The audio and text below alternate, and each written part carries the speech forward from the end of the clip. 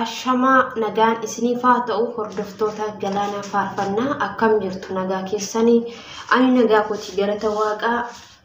ammallee dabalee nagaan waaqaa hunduma keessaniif haa ta'u akkam jirtu ijoollee Oromoo hundumti keessaniyyuu hordoftoonni koo akkam jirtu nagaa keessanii ani nagaa kooti gooftaaf haa galatu hordoftoonni koo hundi keessanillee hin jirtanii dosin deemtan hin beeku dosin attan hin beeku kottaa deebi'a Badina deebi'a isiniin ji'a warri maatiinaaf hin taane subscribe gochuutiin maatiinaaf ta'a like share naaf go'a mallattoo bilbilaa tuqaa olirra kaawwaa sababni isaayyuu viidiyoon nuti hojjennu dafee isin qaqqaba waan ta'eefichaa innaa warri maatiinuuf hin taane please YouTube keenya sa'aatii nuuf guutaa please ijoollee Oromoo please isin yoo isin qaatan hin jaallattani yoo isin arrabsan hin jaallattan amma maal gooni masin faana jiraatu ani waan wangu'ee man Oromoo kana faana jira gaaffii manatti ta'e TikTok irra nama ajaabiin deema TikTokiin ko follow isa qabu narratti gubu yoo follow guddifadhe ol ergisee gad ergisee yoo follow guddifadhe yoo bana addisi follow naan go'an YouTube irraan follow subscribe naan goon sa'aatii naan guutan yaa galatooma subscribe kolle yeroo gabaabaa keessatti ganama kanarra gahe garuu warri subscribe naaf goon nan hordofani video ko naan banani like naan goon comment naan barreessani mee maali faayidaansa Oromoo maaliif waliin gargaarroo waliin jajjabeessinu gadi wal qabu son taane wal gargaaru wal jajjabeessu wayyaa Ansinin jaani akka kootti asumaan immoo yaada isiniif qaba ufillee nan qaba biyyi keenyi maal keessa jirti biyyi keenyi Booranaa hongeetiin rukutamee rakkina cimaa keessa jira isuma argaa ooltanii argitu miidiyaa garaagaraarraa miidiyaa gurguddaarraa argaa ooltu biyyi keenyi Wallaggaa lolaatiin rukutamee lolli irratti ka'ee beela garaagaraarra jira uummanni keenyi mana isaarraa buqqa'ee baqatee baqa waan biyyi keenya keessa jirtu sum arginu kanarratti immoo hamma qabnu namni yeroo nama gargaaru isarraa hafee yookaan tirfii ta'e miti yookaan manni isaa guute miti otuma rakkatu otuma ofii isaatiin hin qabaati ofii isaatiin kan uffatu otoo abuuti deebi'ee saba isaa gargaara maaliif amma keenya kana nuti har'a nyaannee ugnee haasaa jirra kan amma keenya kana nyaanne jira kan amma keenya kana hin ugne jira kan beelee iddoo mana itti dhufee kun haadholii argaa jirra hudduu mukaa jala kufanii lafti gogaa waaqarraa aduutu gadi ba'aa akkamitti jiru jenne yeroo ilaallu baay'ee ulfaata haalli biyyi keenya keessa jirtu baay'ee ulfaata ani tokkoffaa waan jiru biyya keenya gargaarsa bichaa osoo hin taane gargaarsa qoonqootti isa nyaata bichaa osoo hin taane waaqayyoon qachuutiin bukkee abachuu waaqayyoon ka'aafi ammasiniif danda'ame obboloonni ko maaliif bokkaan harka waaqaa biraa ufa malee nama biraa miti bokkaan harka waaqaa biraa ufa feetu bokkaan kun kan dhibame sababa eekamsa keenyaaf ta'uu danda'a sagaleen waaqayyoo maal ji'a macaafa qulqulluu keessatti nam hunduu yakkeera ayyaanni sitti irrateera jedha kanaafu sababa eekamsa keenya sababa nuti balleessineef sababa cubbuu keenyaaf bokkaan biyya kanarraa cite ta'uu danda'a waaqayyoon ka'aafi amma dandeessan gargaarsa nyaata qoonqoo dhugaatii bichaa osoo hin taane waaqayyoon ka'achuu lollillee inni biyya keenya Wallaggaarratti banamee hanga kana qeerraa buqqisee dhiiga angalaasee haati ilmoo ishee abdee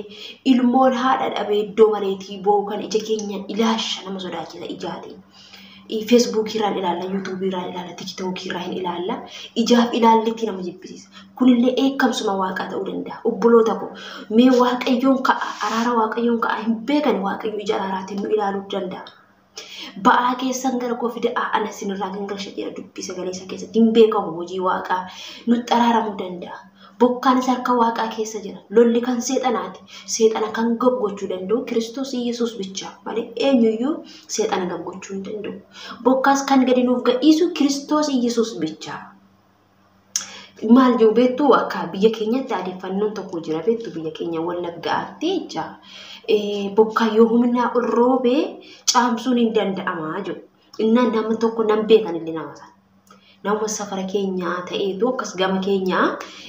namtichi yaa birrii laatu yoo bokkaan roobee caamuu didu baqqaa mi'aanii gadi angalaasee mi'aan gadi balleessee lafatti dabalee jedhanii namtichi sun hin caamsaa jedhani waan akkasii jira garuu kun yaani hin amanu ibbaa kun sirriyaa namtichatu caamsee jee hin amanu maaliif sababiin isaayyuu erga aangoo uumuu qabne aangoo hojjechuu hin qabnu ka keessaa erga aangoo uumuu hin qabaanne aangoo ajjeesuu hin qabnu sababiin isaayyuu kan uumuus ajjeesuus danda'u Kiristoos waan ta'eef jecha kun hundi immoo sababni lafti keenya raafamtuu fi sababa lafti keenya hongeetti rukutamtuu fi sababa lolleen irratti banamuu fi sababa cubbuu keenya ta'uu danda'a. Gargaarsa foonii bichaa osoo hin taane gargaarsa hafuuraatiin illee bukkee waaqayyoon ka'aa fi saba keenya Booranaa fi saba keenya Wallaggarraa uumaa jiruu fi saba keenya Wallaggarraa lolaatiin uumaa jiru saba keenya Booranaa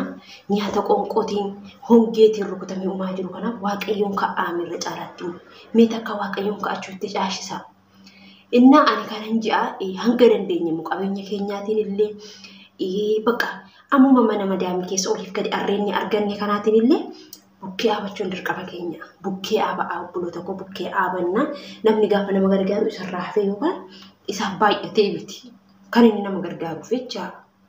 bakka hamma keessa isaa waaqayyoo kaa'ee namni rakkataa tokko gargaaree akka waan waaqayyoof liqeessetti hirrigamaa jama caamni qulqullu sababiin isaayyuu maaliif yoo jettanii waan har'a namaaf gootanii fuula waaqaatti fudhattu fuula waaqaatti argattu waan ta'eef waan tokko nam tokko har'a rakkataa tokko yoo karaarraa kaasee akka waan namaaf liqeessee osoo hin taane akka waan waaqaaf liqeesseeti itti yaada obboloota koo duwwaata gurguratan malee fakkeenyaaf abaluun akkas laate jedhanii efi bira maxxansuu akka gorgu waaqayyo sin argeera. Namni sin argee maal buusame waaqayyo sin argee jira